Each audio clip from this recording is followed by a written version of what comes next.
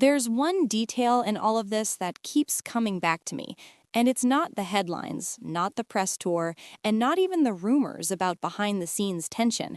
It's a single text message sent in June 2024.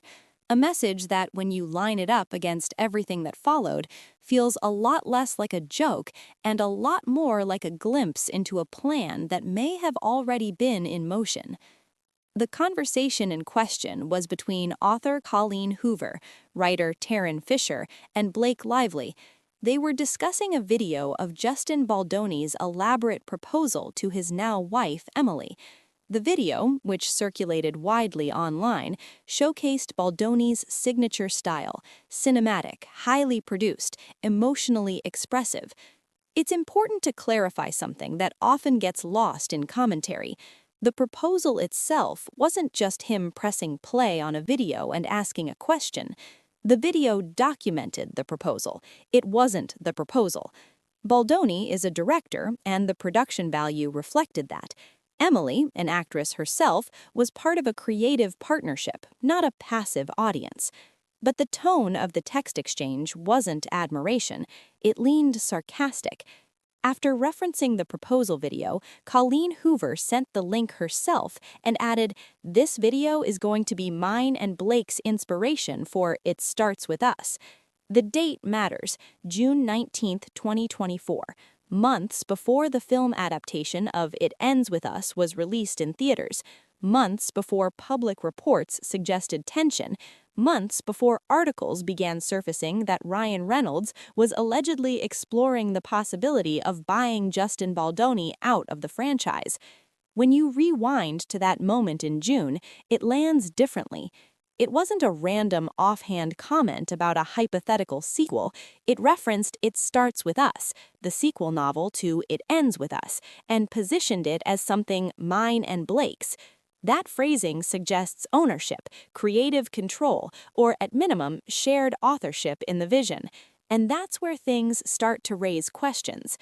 By September and October 2024, entertainment outlets were reporting that Ryan Reynolds was prepared to spend millions to buy Justin Baldoni's stake in the franchise. According to reports cited at the time, Reynolds was allegedly willing to offer Baldoni a substantial sum so Blake Lively could continue in the sequel without working alongside him. The framing was protective and romantic in public, husband backing wife, but strategically it implied something much bigger, a potential shift in control. To understand why that matters, you have to look at the structure behind It Ends With Us. The film adaptation was produced through Baldoni's company, Wayfarer Studios, which held key rights to the material. Colleen wrote the novel, but adaptation rights are a separate legal matter. Once those rights are licensed, they aren't simply reclaimed because circumstances change. Ownership isn't a handshake agreement, it's contractual. Now, go back to that June text. This video is going to be mine and Blake's inspiration for It Starts With Us. At that point, there was no public announcement of a sequel film in development. There was no confirmed production slate. Yet the language suggests internal conversations were already happening, conversations about not just appearing in a sequel, but shaping it. 2 months later, during an August 2024 press interview with a Brazilian journalist, Blake Lively was asked whether there could be a sequel like It Starts With Us. Her response was telling. She said that if Colleen had her rights, she would follow her anywhere. Colleen responded with a playful but pointed, "Y'all heard her." On the surface, it read like banter, but once you know that Colleen did not control the adaptation rights outright, the statement becomes layered. If Colleen has her rights, that's a conditional statement built around something they both knew wasn't currently true. That exchange didn't feel improvised. It felt familiar, like a conversation already had behind closed doors. And when you overlay it with reports of Reynolds attempting to buy Baldoni out at any cost, it begins to look less like coincidence and more like alignment. Another moment from that same interview adds further context. When asked whether Blake had read the book and whether there were scenes she wished had remained in the film, Blake turned to Colleen to answer. Colleen mentioned small details from the novel, including real-life postal workers she had written into the story. Blake appeared unaware of that background. It was subtle, but it fueled criticism that Lively had taken a significant creative role in the adaptation, despite not being deeply familiar with the source material.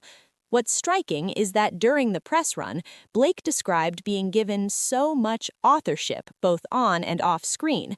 Authorship is a powerful word. It suggests influence beyond acting. It suggests shaping narrative, tone, and possibly production direction. If that level of involvement was already happening on It Ends With Us, then naturally the next question becomes, was It Starts With Us intended to shift even further? The timeline is what makes this compelling. June 2024, the text about mine and Blake's inspiration. August 2024, public comments hinting at rights. September and October 2024, reports of buyout attempts. The sequence isn't random, it builds. At this stage, nothing publicly confirmed proves there was a coordinated plan to remove Baldoni, but the alignment of private text language, public joking about rights, and financial maneuvering suggests that discussions about control may have started earlier than many realized. And once you recognize that possibility, every public interaction from that summer takes on a different weight. As the press tour for It Ends With Us continued, the tone surrounding the film began to shift in subtle but noticeable ways. What initially appeared to be standard promotional energy slowly evolved into something more layered. Interviews weren't just about the emotional weight of the story or the impact of Colleen Hoover's novel. They began revealing undercurrents about creative control, authority, and ownership. Blake Lively repeatedly emphasized how deeply involved she had been in shaping the film. She described being granted significant authorship both on screen and off. That phrasing stood out because It Ends With Us wasn't an original screenplay, it was an adaptation of a best-selling novel. Adaptations typically involve a director guiding the vision, producers shaping execution, and actors interpreting characters.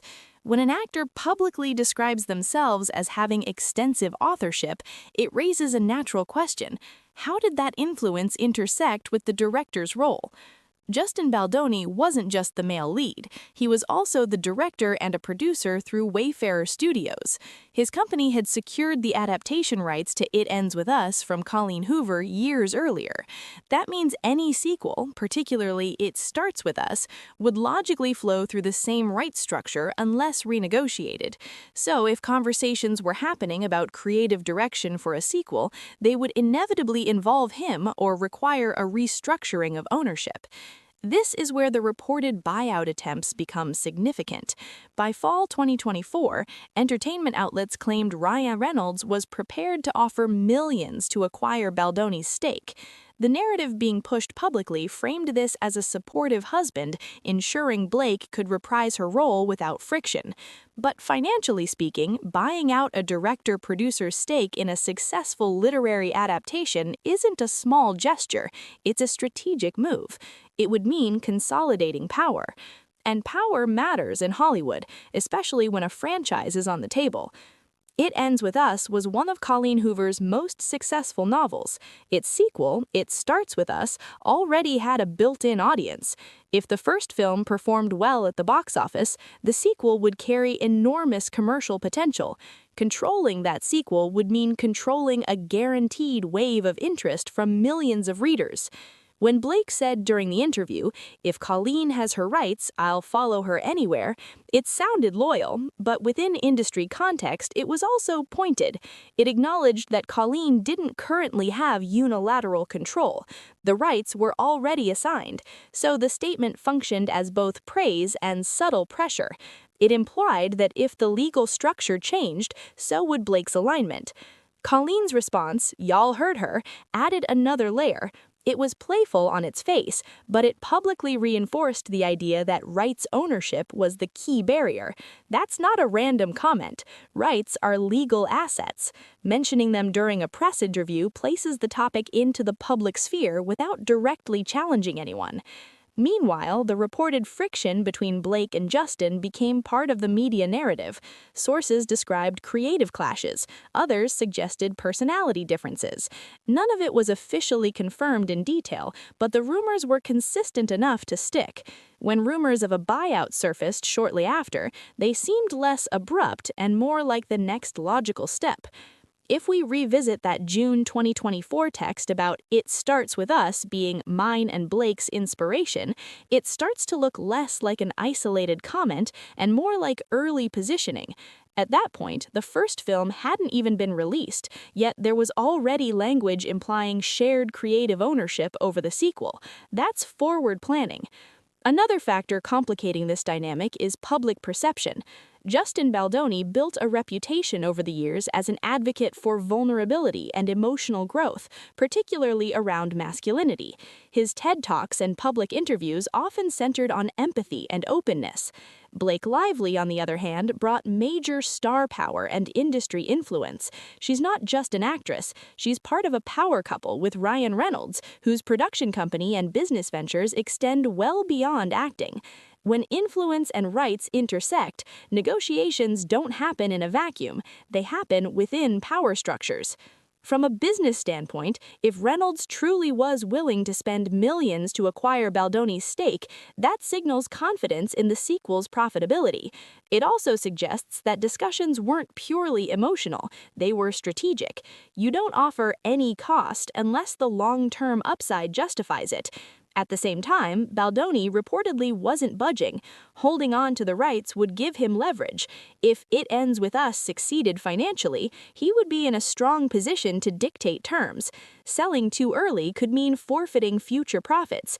Refusing to sell could mean retaining creative authority. By late 2024, the situation appeared to settle publicly without a dramatic announcement. No confirmed buyout was finalized, no official sequel production was declared under new leadership, but the silence itself became part of the story.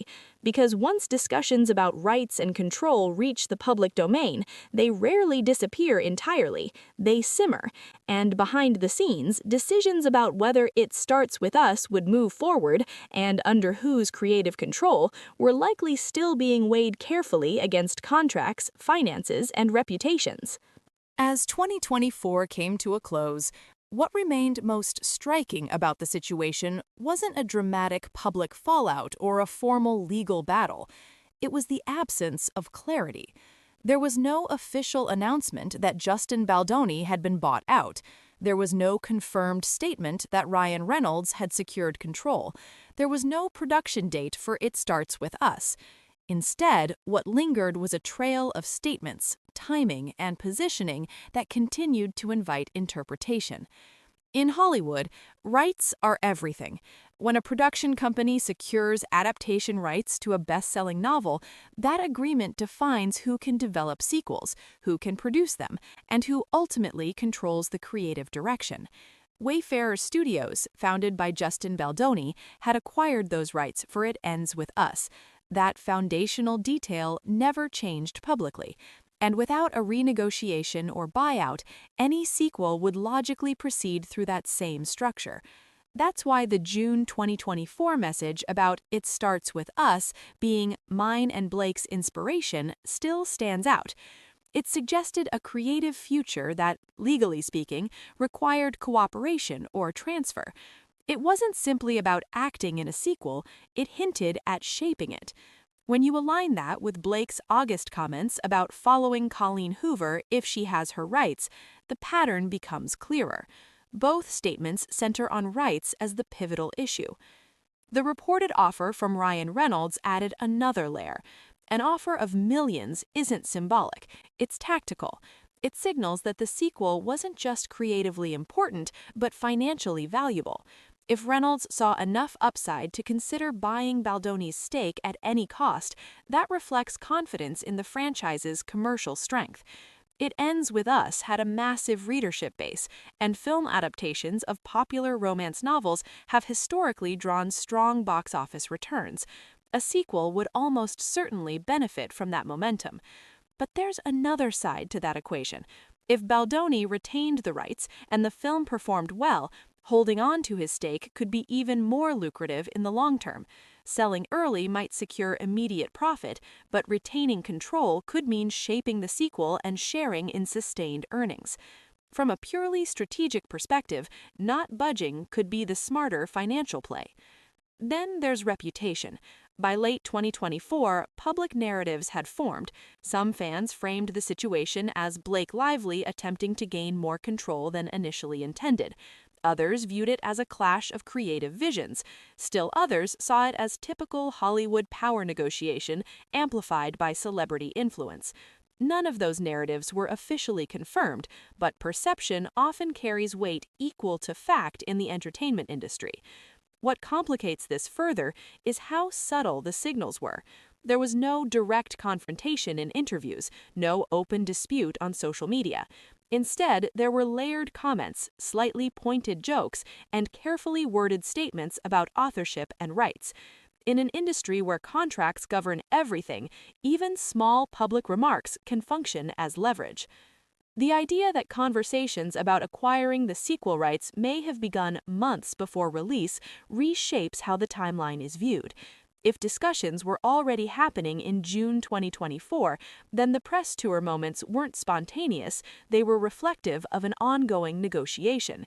That doesn't automatically mean there was a coordinated attempt to take over the franchise, but it does suggest that future control of It Starts With Us was being contemplated earlier than many assumed.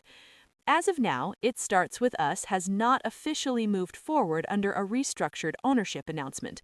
The rights remain the key variable, and until there's a confirmed transfer or development slate, the sequel exists in a kind of strategic limbo, valuable, desired, but contractually anchored. In the end, what this situation illustrates is how creative collaboration in Hollywood often intersects with business realities in ways the public rarely sees. Text messages, offhand interview comments, and reported financial offers don't exist independently, they form a timeline. And when you line that timeline up carefully, it tells a story not of chaos, but of calculated positioning. Whether It Starts With Us eventually reaches the screen under the same leadership or different hands will depend less on emotion and more on contracts, leverage, and long-term value. And in that sense, the real story was never just about a sequel. It was about who gets to decide what happens next.